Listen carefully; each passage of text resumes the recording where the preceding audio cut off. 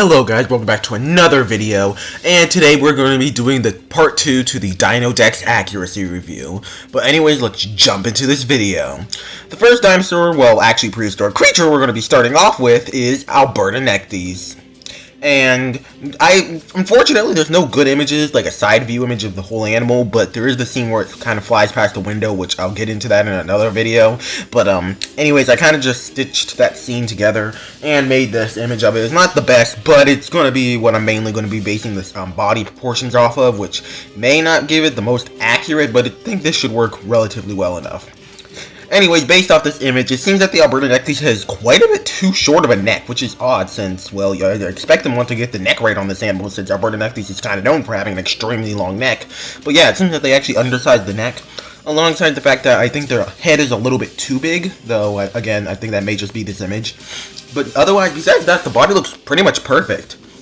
Moving on to the tail, which is actually from the only image we had of this creature for the longest time. We actually had no idea what it was because the tail was so long, but in the actual model of the animal, it has a correct tail that it should have for a plesiosaur, with tail fluke included, which looks about right to me. Now moving on to the neck. The flexibility of it seems reasonable enough, though it being able to lift its neck and head out of the water like this is unrealistic. Plesiosaurs' necks were so heavy and their neck muscles would not have been able to support their necks being able to do this, so yeah. Anyways, moving on, it is shown to be a plesiosaur that eats gastroliths, which is actually very much correct. We know that plesiosaurs would have eaten them probably for digestion and for balancing in water, which they show it is for balancing in water. And interestingly enough, for the holotype of Albertonectes, is actually the only specimen we have of the animal, it actually is found with several gastroliths in its stomach. So yeah, that's correct. Anyways, moving on, the swimming of this animal is interesting since plesiosaurs in media are typically shown to move with an alternating motion of their flippers, and that is correctly shown in the well, not shown exactly like that. They kind of just show all the flippers going up and down in the Albertonectes and Deinocheirus. I don't know exactly how accurate that is, but yeah, I don't see why not, though. Correct me if I'm wrong. Anyways, the Albertonectes isn't really shown hunting too often. The only scene we're shown hunting is the Colossal squid, which they probably would not go after cephalopods that large, since there was no large squids exactly like this, but they did live with, I believe they actually did live with Tusiteuthis possibly, or now it's known as Incarateuthis. We'll get into that later.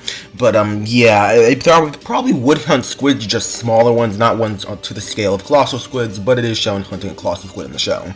Anyways, though we have a pretty complete specimen of Albertonectes, we only have one specimen, and one of the only things that it's missing is its head. And so technically, we have no head for this animal, but based off a relative Albertonectes, the Shuvuuia, the head of this model looks completely wrong. In fact, it doesn't really look like any long-necked plesiosaur's neck. I mean head. It kind of looks more like pretty much relative to Dolly's Coring chops.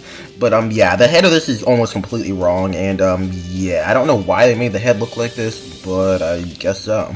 Anyways, the Albertonectes from Deinocheirus is pretty good, and that's why I decided to give it a 7.5 stars. It's a pretty solid design, though it does have its issues.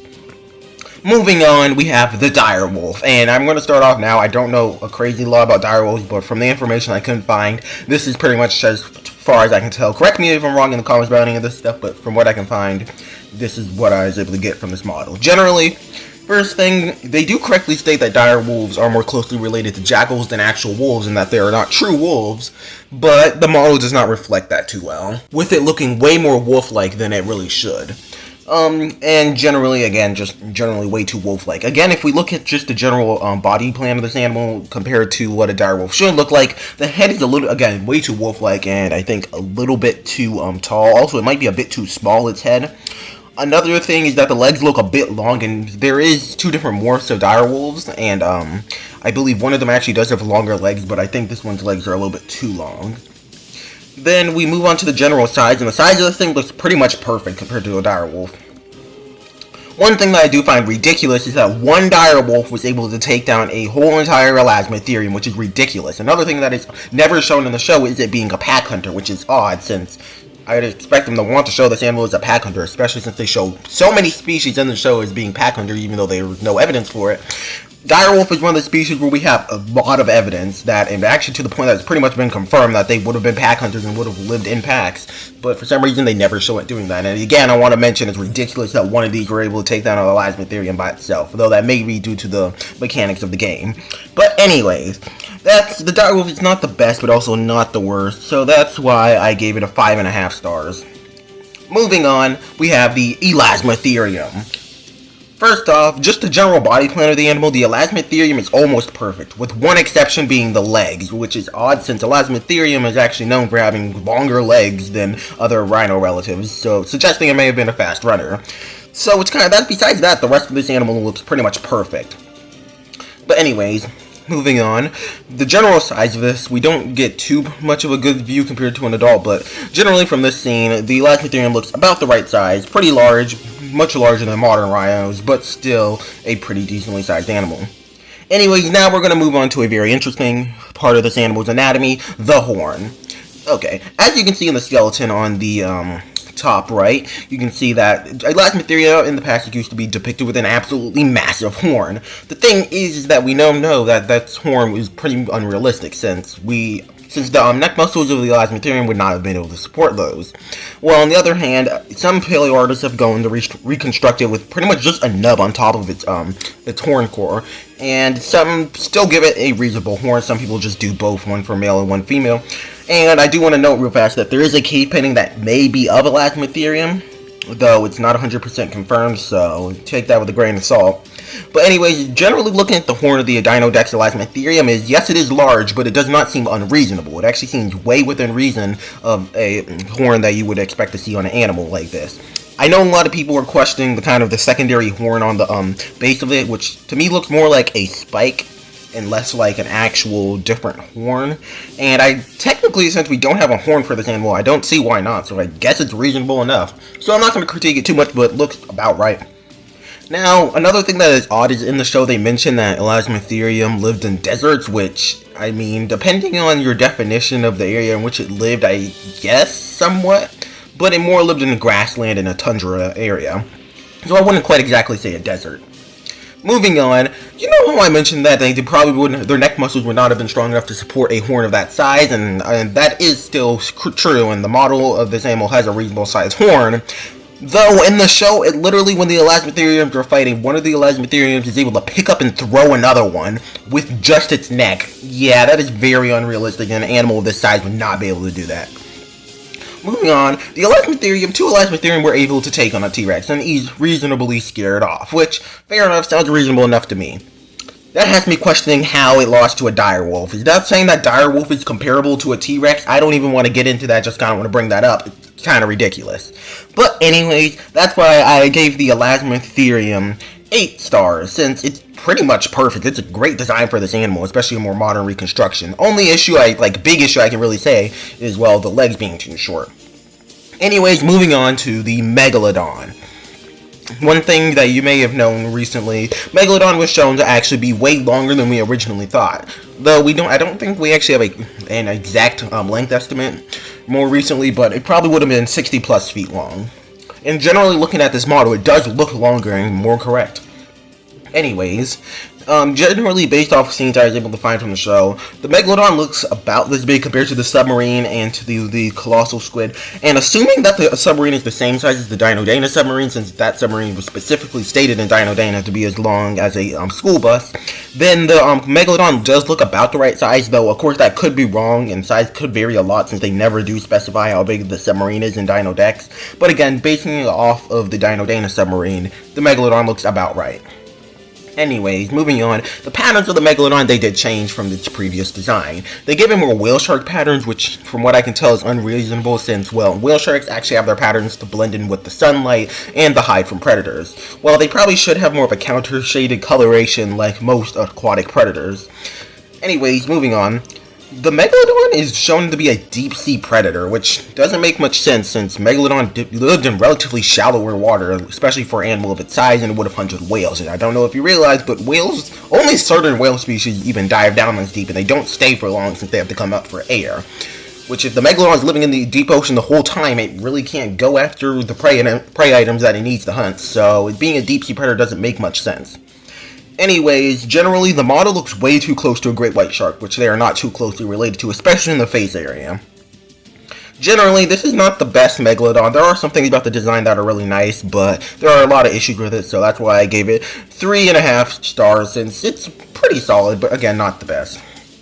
Moving on to the questionable animal, the Colossal squid, which is not a prehistoric animal and is very weird why it's even in the show. I'll get into why it should not be a Colossal squid later, but anyways. Generally, looking at its design, it looks nothing like a colossal squid, really. It looks way closer to a giant squid. Generally, colossal squids have really broad mantles and broad flaps, kind of. And the the colossal squid in the show looks nothing like that. It has a long mantle, and then also the flukes at the end of the mantle are much smaller. So yeah, it looks pretty much nothing like a colossal squid. It does look a lot like a giant squid, which is why I keep on mixing them up. And yeah, the only difference is that I think the mantle and head is a little bit larger and the tentacles are being way shorter. Generally, again, compared to the submarine and compared to the Megalodon, the size is questionable. For a colossal squid, it's way too long, but for a giant squid, it's probably around the right length, but proportionally, it's really wrong since most of that length is from their tentacles. And this model, again, not only about half of its length is from the tentacles on this model, while on the other hand, on a real-life giant squid, way over half of it should be the tentacles. So yeah, I think the portions are just completely wrong for a giant squid or a colossal squid. That's why, generally, I think it should have been referred to as Yoshiteuthis or Argentinosaurus, which, if you didn't know, are two giant prehistoric squids from Japan, and, yeah, generally, we don't actually have two complete remains from these species, but from what we can tell, based off the beak, which was actually twice the size of a giant and colossal squid's beak, it may have been twice as large, though, again, there is evidence that they may have just been bigger for that they have a stronger bite force, but at least there's an argument for them being this large. Another reason I think I just want to real quick bring up is a lot of people are trying to say that it could have been a Tussateuthis, but Tussateuthis, first thing, has been synonymized with Inaccuracies, and they're both been considered to be closer related to octopus and look very similar to cuttlefish, and would not have been anywhere near the size, and just generally their body plan would not work. Well, on the other hand, Yoshiteuthis and Argentinosaurus would work way better with this body plan, so all they have to do is change the name. Another thing I've heard people suggest is that it could be replaced with Camarasaurus or Inaccuracies, which I actually believe this was a Camarasaurus originally, though they would have to change the model by probably shortening the arms and tentacles, and also by giving it a absolutely massive 30-foot shell. And even then, I don't know if it would actually be this big. It would still be a large cephalopod, but it wouldn't be this, extraordinary, at least when it comes to the arms. But generally, that's why this is a pretty horrible colossal squid, and if this was a giant squid, at least they'd be somewhat decent. That's why I gave it 2 stars. It's not a very good colossal squid. Anyways, moving on to our first dinosaur. Interestingly, there's actually no new 3D models for any dinosaurs. They're actually just 2D models, but we have Argentinosaurus. First thing I do want to mention is that these cartoon dinosaurs are cartoons, so I'm not going to critique them too heavily, since again, some of the inaccuracies are just due to it being in a cartoon style, while there are some inaccuracies I would just say generally just wrong due to the design of the animal. But anyways, generally looking at the design of it, compared to an Argentinosaurus, it's definitely too small, which I believe all the cartoon dinosaurs are supposed to be undersized just for them to fit in the cartoon style, but I do just want to bring up it is too small, alongside the fact that the neck is too short, and I don't think that's because of the cartoon style, since the tail is about the right length, and the head is also way too big, which is probably due to the cartoon style, though. Moving on, the feet and arms are completely wrong. Pretty much, instead of having pillar-like feet on the front, they have elephant-like feet, and the same for the hind limbs, when in reality they should have more turtle-like feet. Moving on, they probably should also have some osteoderms, which is an issue that is shared with the Dreadnoughtus, alongside the feet issue as well. But, yeah. Anyways, another issue is something that I usually don't have to bring up, is time-wise. The Argentinosaurus in this show is stated, it isn't stated, but is shown to live at the very end of the Cretaceous 66 million years ago when the meteor struck, while in reality Argentinosaurus only lived 99.6 to 89.8 million years ago. So yeah, that is something that they did get wrong with this animal. And they probably should have had it be Alamosaurus instead if they wanted a large titanosaur from this time. Anyways, the Argentinosaurus, I'd say, is a bit better than the Dreadnoughtus, though there's only a minimum that you can critique this to due to the cartoon style, and that's why I gave it 6.5 stars. Anyways, now we have the Mosasaurus, and this is going to be an interesting one. First thing, the size. Again, I'm not going to treat the size too much, but generally, it does seem about the right size for some species of Mosasaurus. It might be a little bit too small for Mosasaurus hoffmanii, which is the largest species of Mosasaurus, and is usually the one shown in media, though at the same time, it may not be that species, but there's really no way to tell for sure. So yeah, generally size looks about reasonable enough. Anyways, looking at proportions, again, some things I'll ignore for the cartoon style, but there are some large issues with this. First thing, the head is quite a bit too large, alongside the tail being way too long. Another thing is that the front flippers are a bit too large, while the ones on the hind flippers are a little bit too small. Generally, besides that, the body plan looks reasonable enough. Another issue is that this Mosasaurus has spikes, which is really unrealistic for a Mosasaurus, since I believe they probably took that from the Jurassic World Mosasaurus, which of course is nothing like an actual Mosasaurus, really. Well, they probably should just have, well, scaly skin, kind of like a lizard, in fact. Another thing that they get wrong is that Mosasaurs probably had forked tongues, which we do not have a preserved Mosasaur tongue or anything, but based off the fact that they're related to monitor lizards and snakes, they probably would have had forked tongues like them as well. Anyways, another thing that is really weird is that the Mosasaurus has these weird, like, crest around the eyes for some reason, which the real-life animal would have no such thing. It's really weird. I don't know why they added them, probably to make it look more fearsome, or to make it look closer to the Jurassic World one, but even the Jurassic World one doesn't have these weird things around the eyes. Anyways, the colorations are not horrible, since we do know Mosasaurs would have been counter-shaded, though we're not 100% sure if they would have been actually dark around the whole body like Ichthyosaurs, if they would have just been counter-shaded like most other marine predators. But generally, it's not reflected horribly, but also not reflected the best in this mod. It probably should be a little bit darker on top. But yeah, generally, the Mosasaurus' colorations are a bit questionable. Another thing I want to bring up is how this animal swims. It swims by flapping its flippers and also swinging its tail side to side, while in reality, Mosasaurs only would have used their tails for swimming and would have used their flippers for steering. Instead of flapping them constantly, they should only be, well, mainly using its tail. So that is another issue. Generally, this Mosasaurus is not the best. It takes too many liberties from Jurassic World, and that's why I gave it 2.5 stars. Moving on to Deinocheirus. Spoiler alert, this is one of the best designs in the franchise. Starting off, again, we're not going to bring up the size too much, but even though I bring it up for every single one of these dinosaurs, I'm not going to critique it too much off the size, but it does seem to be way too small for a Deinocheirus. Moving on to pretty much the only inaccuracy with this thing is that its arms might be a little bit too short, its hands are definitely a bit too small, the claws are too small, and also just there should be feathers, wings in fact, on the arms. Generally, besides that, that's the only issue. The arms are the only thing, and even then, they're not horrible. And that's why I have to give Deinocheirus 9 stars. Honestly, if they bring this creature into the actual series, I hope it looks very similar to this, just with wing feathers. If they do, this will probably be a perfect 10 out of 10 dinosaur. Moving on to the last creature, kind of, which is Hatzegopteryx. First off, the design looks, just the general shape of it, doesn't look much like Hatzegopteryx. In fact, generally, it doesn't look like perfect to any Asdarchid, really. First thing, the head is way too small. Asdarchids have very oversized heads, and this model does not have that, though it may just be this scene. Some other scenes its heads look a little bit better. But anyways, another thing is Hatzegopteryx, out of most Asdarchids, which are really lengthy, Hatzegopteryx is believed to be way more bulky compared to those pterosaurs. And generally, that's something that they probably should have reflected in this model, but no, it just has a long neck, kind of like Quetzalcoatlus. But anyways, the legs look reasonable enough. They do look a little bit skinny in some parts, and also the hands look really weird. They probably should be more fluent with the actual wing instead of being like full-on mammal feet. But anyways, the model's not the best so far. One thing that they do correctly, which I believe this is actually the first time they've ever done this in the franchise, they gave pterosaurs pycnofibers, which I think now have been synonymized with feathers, but either way, they have them, which is great. Another thing that is an issue is that the crest should be keratinous, while in this show it actually is depicted to be more of like a waddle for some reason, which is odd. Anyways, this Hatzegopteryx is not the best, though I gave it about 5 stars. Hopefully, when they bring this guy into the franchise, they actually bring in some more of those elements from actual Hatzegopteryx instead of making a Quetzalcoatlus ripped off. Anyways, those are all the new species that I have to cover, but there's a few things I want to touch on some other dinosaurs. I probably could touch on every single dinosaur and other prehistoric creature that from the other episodes, but there's some species, two of them in particular, that had quite a few things I want to say about them, so I decided to do that here. Anyways, first thing, there was a whole entire episode based off the fact, trying to see if T-Rex would have hunted/eaten other predators, and they came to the conclusion that they probably wouldn't.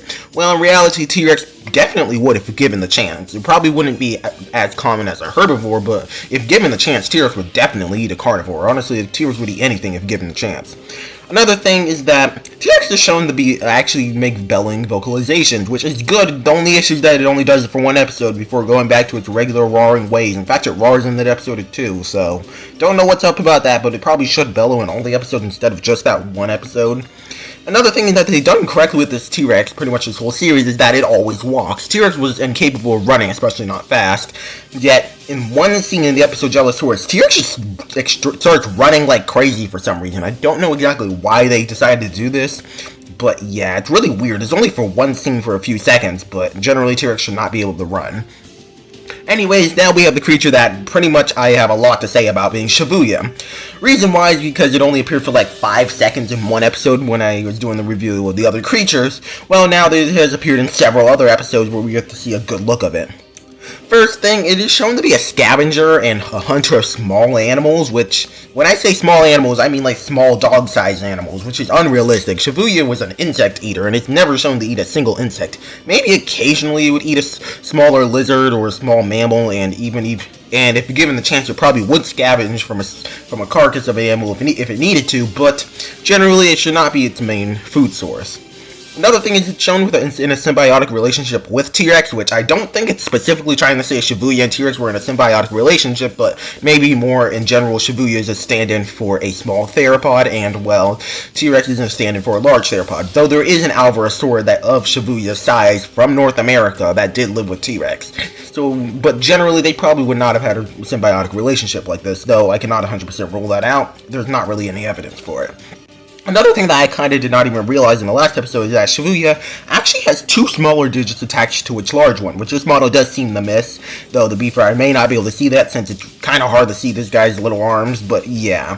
Another thing interesting is that Shuvuuia is believed that it may have actually had kind of the ring-like structures around its face, kind of like barn owls, which would have allowed it to hear way better when it was hunting at night looking for insects.